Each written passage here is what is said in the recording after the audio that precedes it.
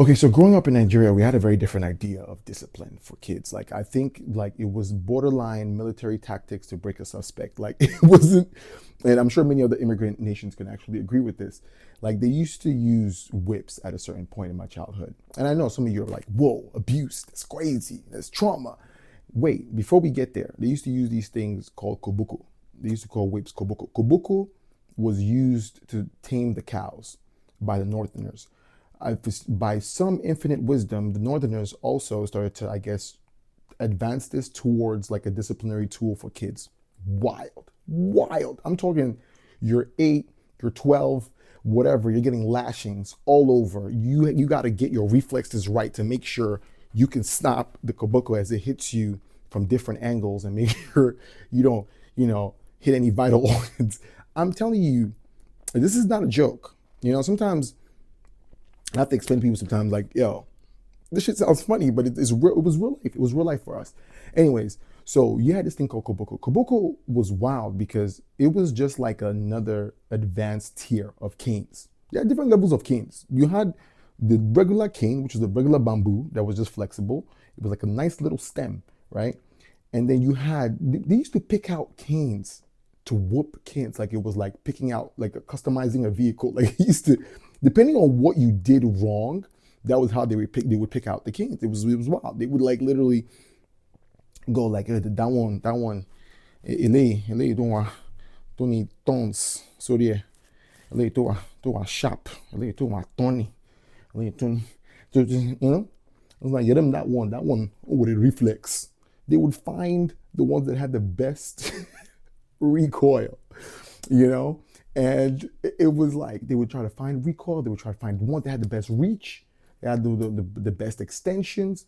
There was so much to it. And it was like this all, yeah, right, can be connected to so many things. You can now also like connect it to the reason why most Africans have a lot of pain retention, or the reason why we're very passive about trauma or pain or anything that's torturous, because it was a norm when you were a kid. We used to just go in there, right? The teacher, whatever you got in trouble for, you go in there, you take 20, 30 lashes, or however one, up to 100.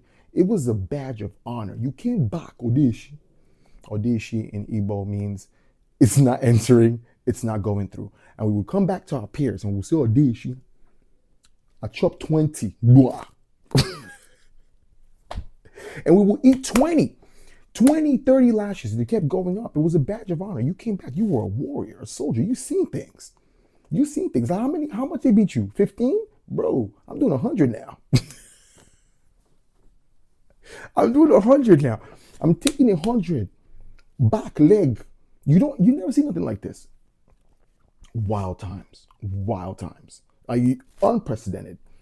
But it was something that like we took as a badge of honor, and eventually you realize years later, maybe I realize now that my pain retention is probably because of that. Like I got a whole sleeve of tattoo. I don't like when I got the tattoo, I was like, the guy was like, yo, you're not even budging. I was like, you probably don't know this, but I've been in a war with my people. You probably don't understand where I'm coming from.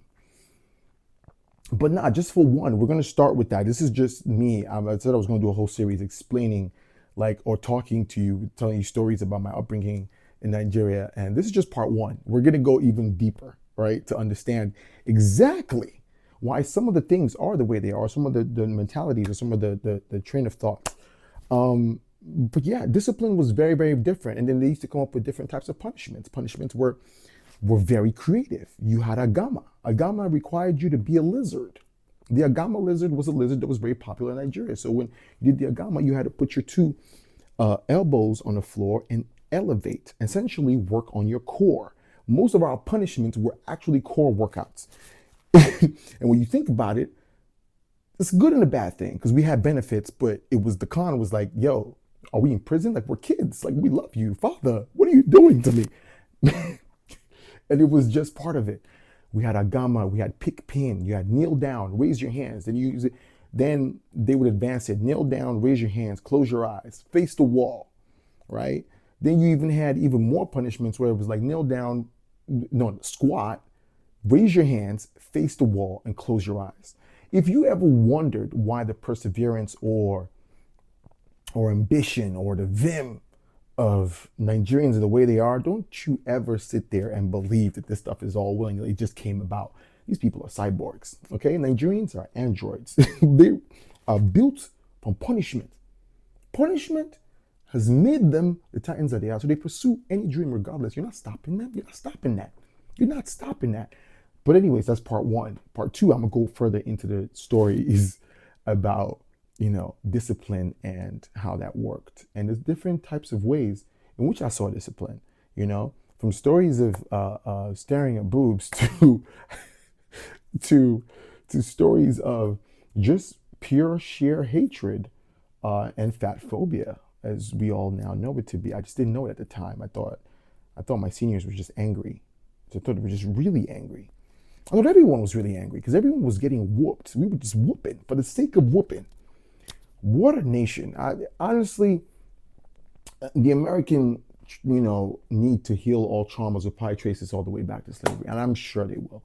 I'm sure to some extent it actually does have to do with slavery. Actually, as dark as it can be, I don't want it to be that, but who else would have taught them to like use whips for cows for humans? Where else would they have seen that to pass that on from generation to generation? I think that was the norm. You know what I mean? Using belts and all that. I was eating hundreds. Hundreds. You don't know what I've been through. You don't know what I've been through. I'm a Nigerian. Being Nigerian enough is just, shout out to all the first generations out there. You guys are having a great time. Enjoy this. You are privileged.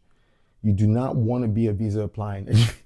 Well, back then, I don't know what it is now. I don't know what the Gen Zs and the Alphas are going through. It's probably softer because we're a little more westernized. But